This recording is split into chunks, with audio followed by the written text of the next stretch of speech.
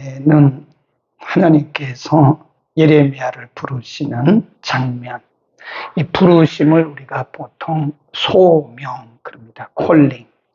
하나님께서 아주 급한 시대에 예레미야라고 하는 사람을 숨겨 놓으셨다. 그리고 하나님의 때에 하나님이 예레미야를 부르시는 장면 우리 공부했고요. 그래서 예레미야가 부름받은 후에 40년 정도를 예언 활동을 했다고 말씀을 드렸고요. 거의 같은 시대에 사역했던 사역자는 이사야 선지자다라고도 말씀드렸습니다. 어느 날 갑자기 예레미야에게 임한 하나님의 부르심입니다. 하나님의 부르심은 어느 날 갑자기예요. 물론 어떤 분들은 사람마다 다르긴 하지만 어떤 분들은 10년 전에, 20년 전에 이렇게 부른 징조도 있지만 대개 보면 어느 날 갑자기 하나님께서 부르시는 거예요. 그리고 예레미야에게 말씀하시기를 내가 너를 복중에 짓기 전부터 알았다. 그리고 어머니의 떼에서 나오기 전부터 내가 너를 선지자로 세웠다.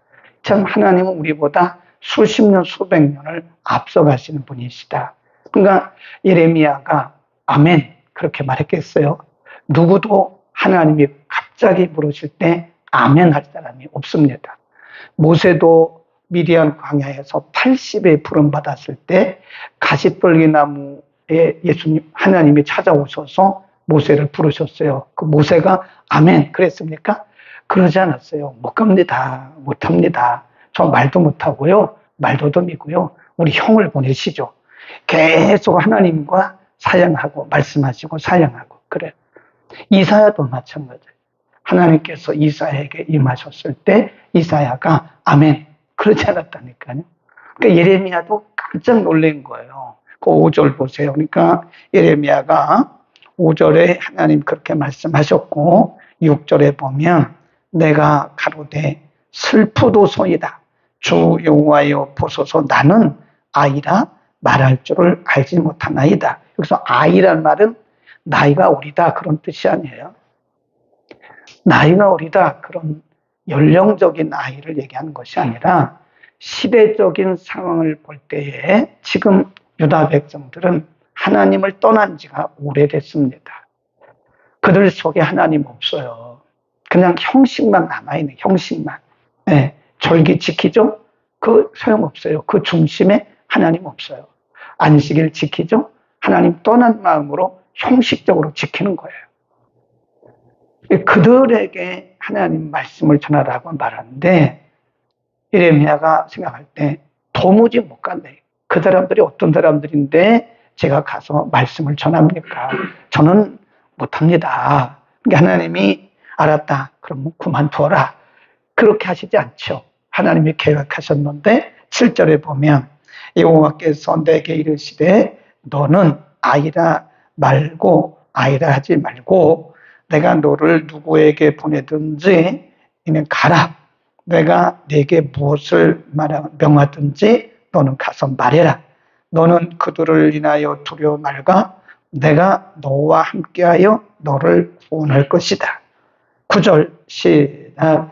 여호와께서 그 손을 내밀어 내 입에 대시며 내게 이르시되 보라 내가 내 말을 내 입에 두었다.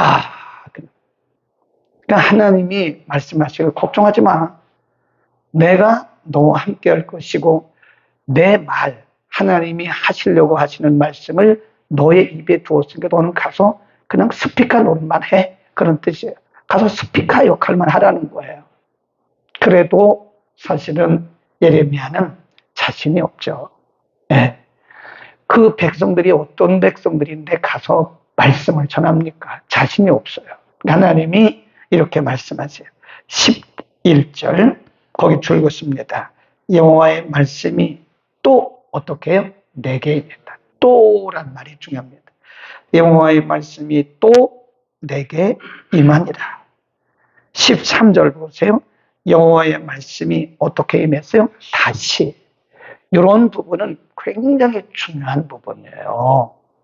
어제 말씀에 여호와의 말씀이 2절에 보면 여호와의 말씀이 예레미야에게 임하니라. 4절 여호와의 말씀이 내게 임하니라. 그죠? 내게 임하니라. 그 다음에 11절 여호와의 말씀이 또 내게 임하니라. 13절 여호와의 말씀이 다시 내게 임하니라. 이런 부분들을 우리가 잘 보셔야 됩니다. 이게 하나님이 지금 아주 굉장히 급하신 거예요. 이런 부분에다가 우리가 뭐라고 쓰냐면 하나님의 긴급성, 하나님의 긴급성, 하나님이 급하신 거예요. 사실 뭐 하나님이 급하실 게 뭐가 있겠습니까? 유다 백성들이 하나님을 떠났어요. 우상 숭배하고 있어요. 형식만 남았어요. 중심이 없어요. 그냥 하나님이 그들을 그냥 징계하시면 돼요. 나라 흔들어가지고 나라 그냥 팔아버리면 돼요.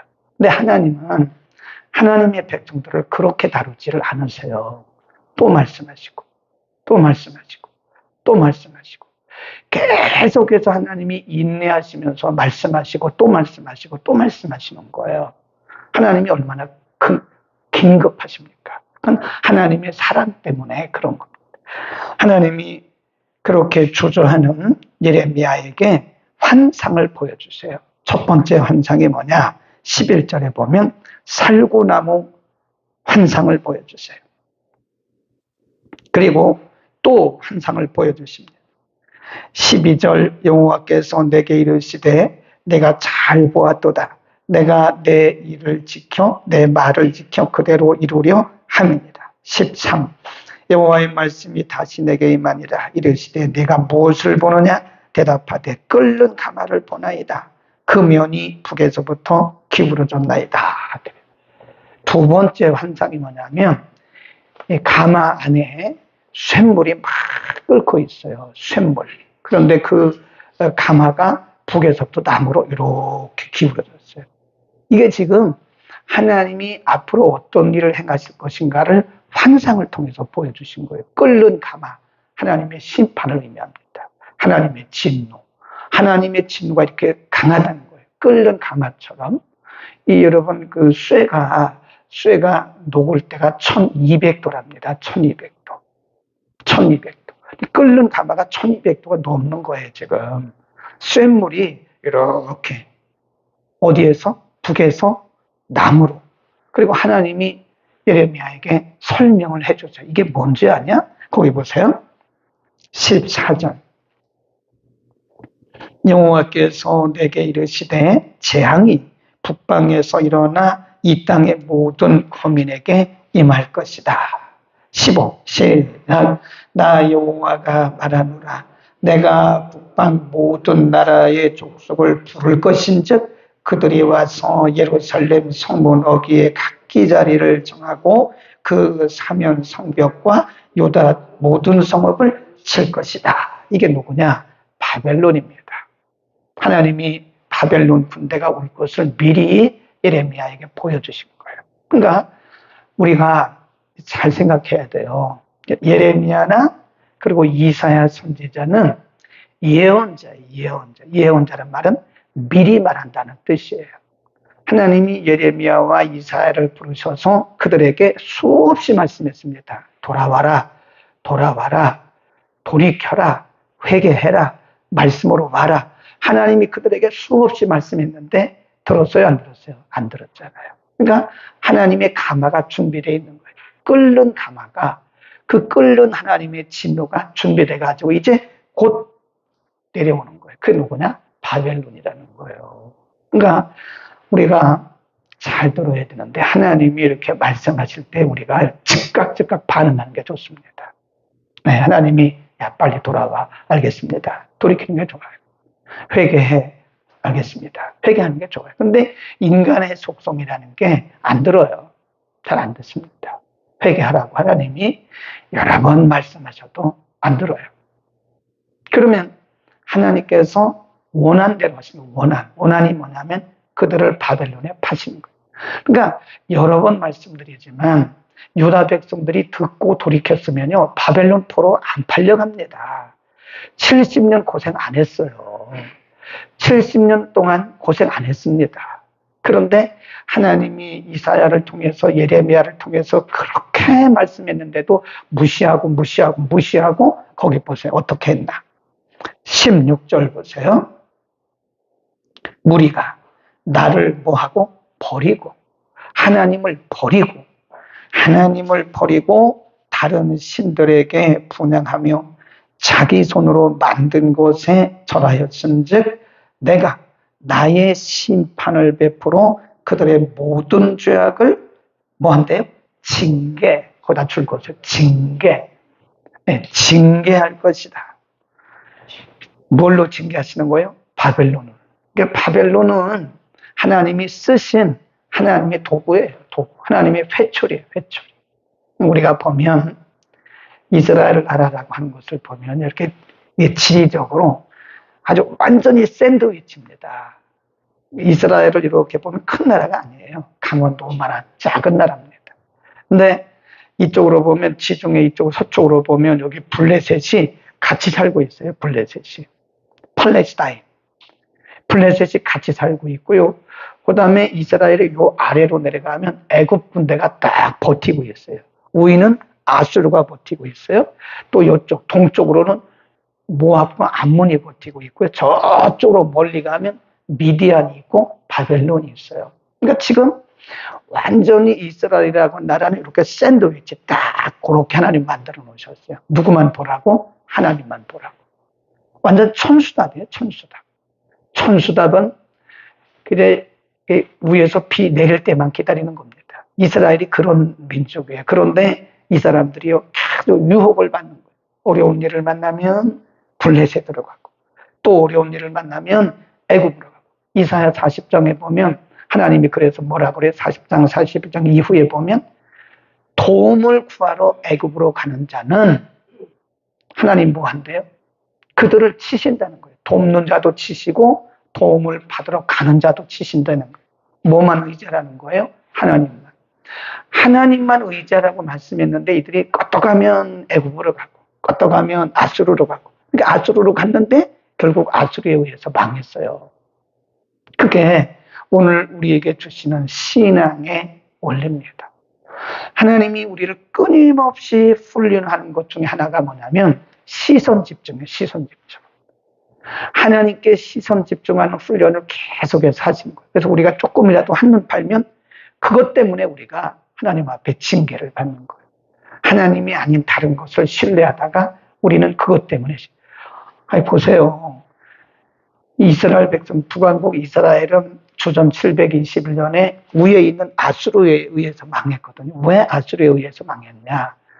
북왕국 이스라엘이 어려움을 만날 때마다 어디로 가요? 아수르에 가요. 아수르 가가지고 도와달라고 군사적 요청을 한다. 그러니까 하나님이 아예 아수르에 의해서 이스라엘을 그냥 없애버리셨어요.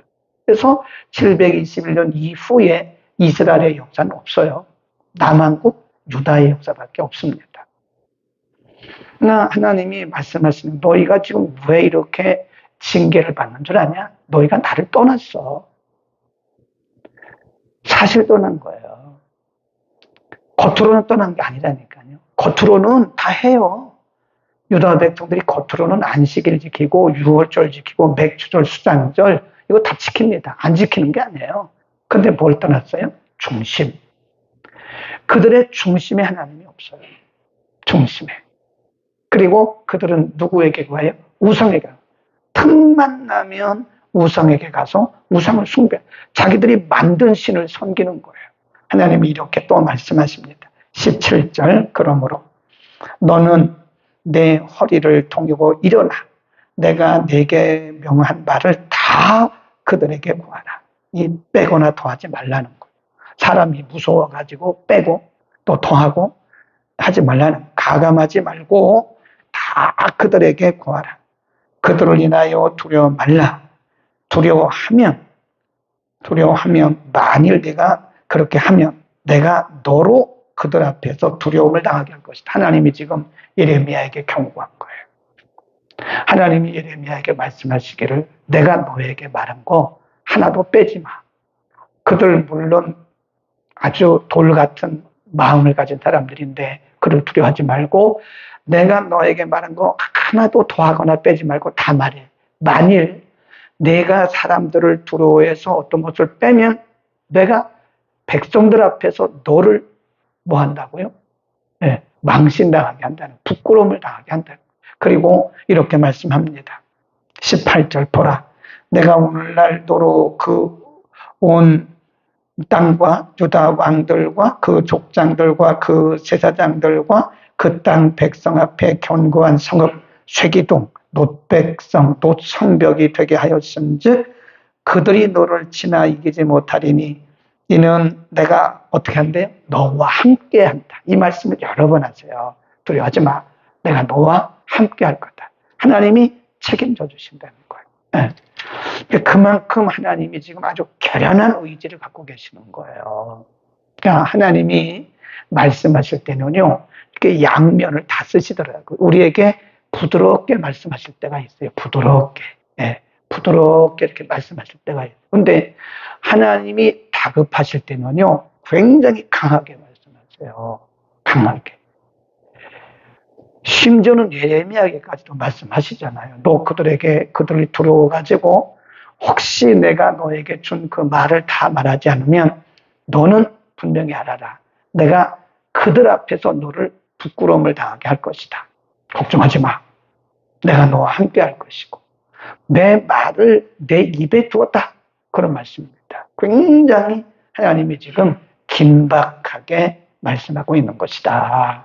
아멘. 우리는 하나님의 말씀을 들을 때 빨리빨리 들어야 돼요. 네. 우리의 심령이 뭐와 같아야 되냐면 꼭 면이잖아요. 면과 스펀지 같아야 돼요. 면은 물을 이렇게 붓잖아요. 그러면 100%쫙 빨아들입니다. 나이롱이죠, 나이롱.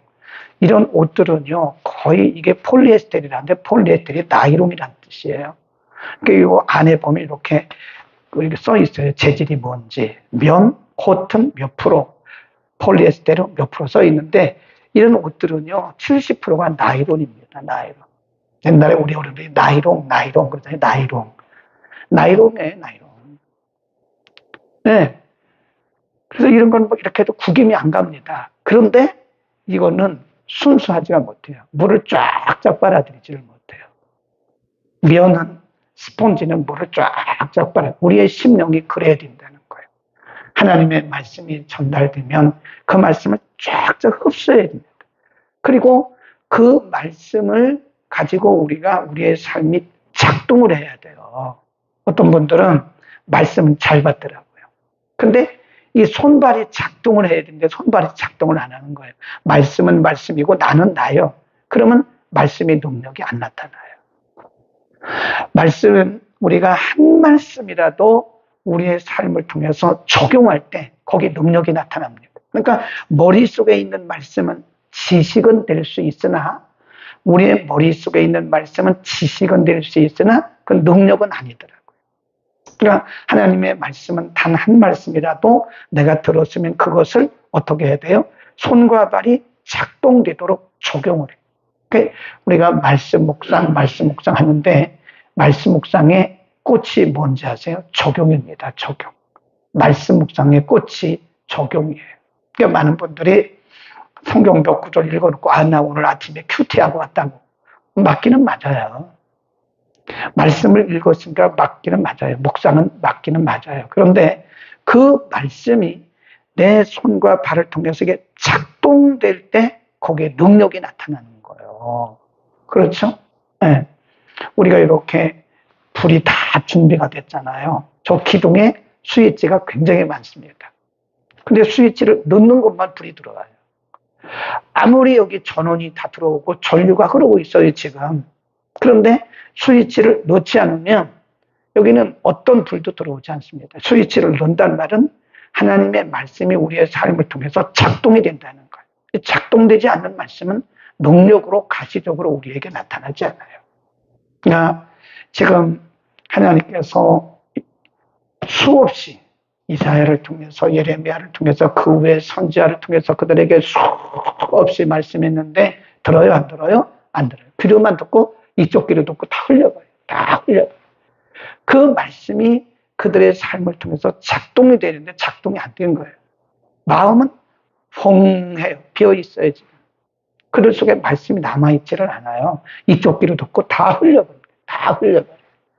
혹시 우리가 그런 성도가 아닌지 우리는 잘 생각해야 됩니다. 하나님의 말씀이 내 입술을 통해서 작동하고 있는가? 하나님의 말씀이 내 손과 발을 통해서 작동하고 있는가? 매우 중요한 거예요. 그래도 어떤 분들은 알고만 있는 신앙을 머리신앙 그럽니다. 머리신앙. 또 가슴으로 내려와서 가슴이 뜨거운 신앙을 가슴신앙이라고 해요. 가슴신앙. 여기서 머물면 안 돼요. 이것이 우리의 손과 발로 가야 돼요. 어떤 분들 보면 기도는 참 잘하더라고요. 아주 기도를 하는 걸 보면 너무 기도를 잘해요. 그런데 삶을 보면 기도하고는 전혀 딴판이에요. 제가 신기하다.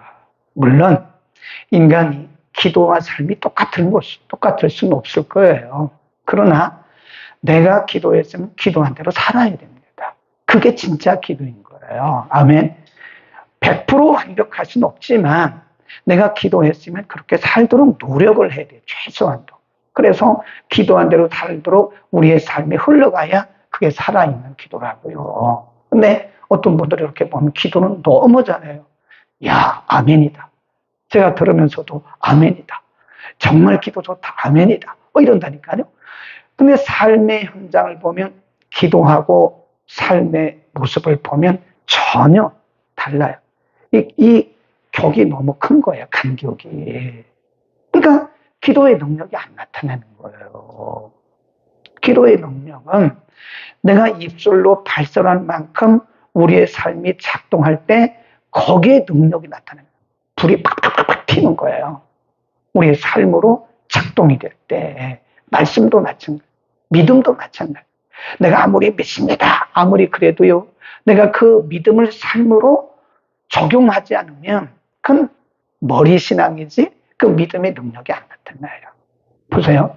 12년을 혈루증으로 앓던 여인이 있었어요. 어느 날 소문이 들렸어요. 예수라는 사람이 있는데 예수께 가면 사람들이 다 고침받는데 귀신도 나가고 맹인도 눈을 뜨고 안전뱅이도 일어난데 들었어요.